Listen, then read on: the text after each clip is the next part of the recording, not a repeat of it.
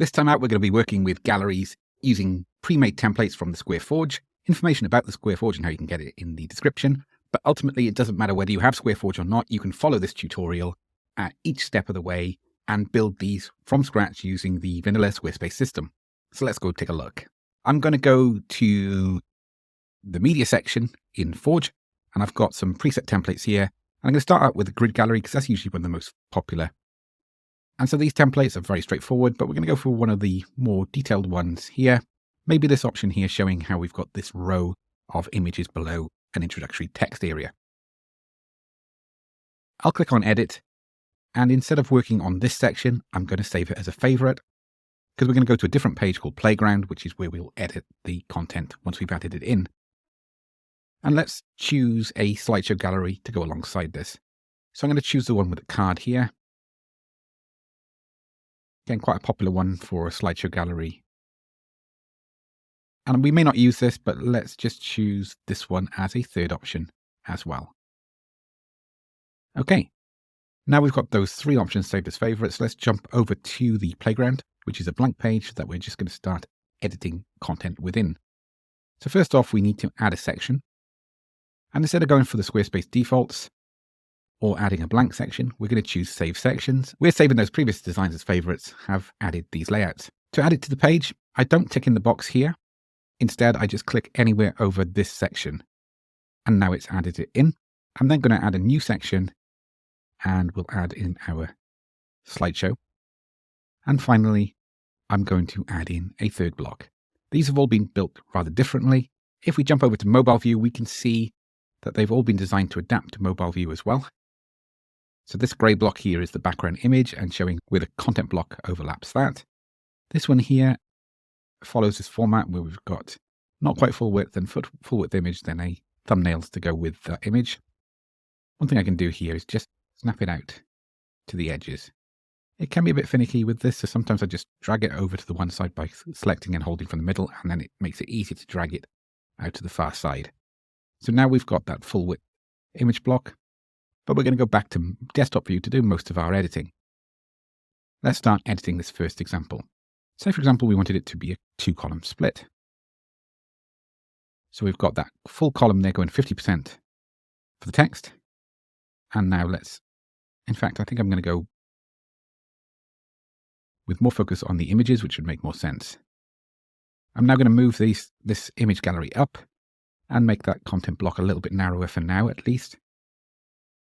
And if I was to select this gallery, we can double click on it to edit it. So we've got the content here. We can just see that there's some images I've uploaded just to show a different color blocks in that. We're not going to actually put in any photos in this case. It's mainly showing you how we can edit the structure in this tutorial. And if I move that over to the left so we can see it, this is where we can choose a number of items per row. So bringing it out to 4, we can now see that we've got more detail and more larger thumbnail images. If we were to go to 3, we can see that it goes up to 9, but actually it's showing 8 here. And that's the option that I think we're going to go with. It does take out more of the height, so there is scrolling to get through them all, but there's a lot of detail here, and we can jump back into the settings and see if lightbox is enabled, meaning that when we click on one of those thumbnails, it will show a lightbox with a full-size image. We can also add a title below each of the images, and you can see there's a placeholder example there, but we're going to remove that in this particular design. We're going to leave the lightbox, and we could edit to change the style of gallery as well if we wanted to. At the moment, this text is too close to the edge of the image gallery, so we could move it over one block. But if you want more tight control over the format here, you can instead go to Edit Section, and here, look at the gaps.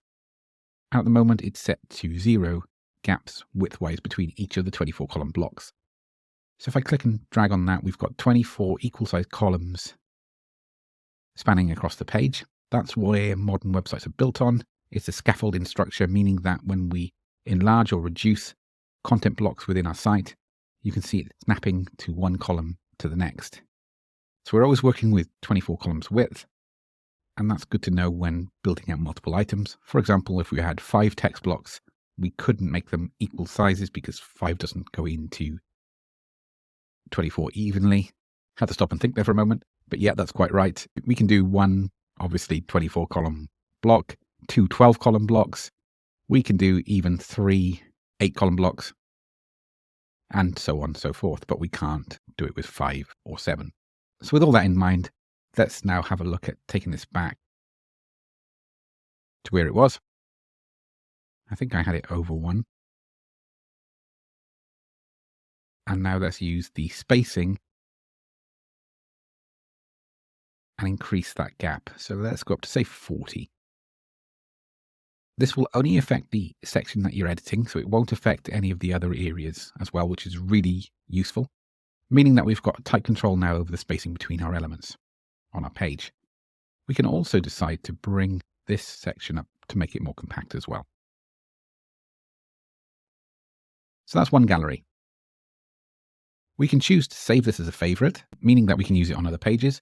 But before we do that, I'm going to jump over to mobile and fix this on mobile, because there'll probably be a few things, like in this example here, that need to be worked on to get it to work exactly as we want. So a bit more spacing there. And then maybe I'll just bring this down 1 column, a bit too far there. There we go, brought it down a row. We've got more spacing now, and that's looking very neat and organized. Okay. I'm going to save. It's a good save point. Jump back out of that, and let's just have a look at this slideshow gallery. We can see that this is composed slightly different. This is using the lists feature, which is another handy feature that I use regularly in Squarespace. So here we can edit the content. We can add a title. We can add a button below the slideshow. Or we can go in and edit each of the individual elements as well. So we could add a 3rd image, or we can jump in and edit the existing images, replace the photo, add a longer description should we want to. So that's a really long description there where I just put some placeholder text in. I wouldn't recommend going that far because it just becomes a little bit busy. It really depends on what you're aiming to use it for. But say, for example, we wanted a bit more detail and go for that option, that can work. We just need to be mindful over what's in the background image. Are we covering up anything important? Okay, so that's all pretty straightforward, but let's have a look at the design. So we can look at things like padding above and below the image. At the moment, this is set to full bleed, but we could change it to, say, inset, where it just knocks it inside of the framework of the site. And we've got additional styles. For example, we can see that this block is in a card effect. We could remove that and have it just overlay in the background image. We can set the padding around the card, and we can actually manipulate them individually as well. So if we wanted more padding left and right, that's easy enough to do.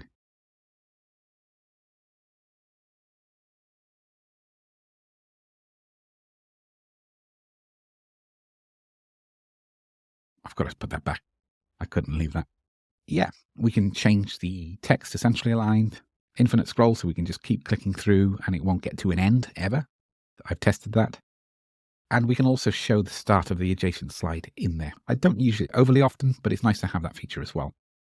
And finally, we can go into the size and space, and we can really fine-tune things like the minimum slide height as well to make it more compact. We can change the content width within that card option, and the space between elements as well, between the title, description, and the button. We can also change the space between slides. When we slide through, it will show a visible gap between images as we click through them. And finally, we can change the position of the content, the horizontal position as well. We have more of our detail on the right-hand side on our image. We can shift it over to the left. However, that will be the same for every image in that particular gallery. So hopefully those have given you some ideas of how we can use galleries, tweak them, manipulate the structure to really match up with what we want to do. If you want more information about how the Forge can help you, you can just go to squareforge.net and just look at any of the designs that I've created on there. There's over 250 of them, and you can steal them and use them for yourself with no charge. If you want to buy the Squareforge, there will be a couple of different options. You can either go down the membership route and join our community, where we nerd out over everything website builders, and of course, including Squarespace. And then the Squareforge plus any future updates will be completely free. or you can buy it as a one-off purchase via Pixelhaze Academy. There's a link in the description. Then you can pick it up and run with it yourself. There's a route for everyone. I hope you found this useful, and I'll catch you next time. Cheers.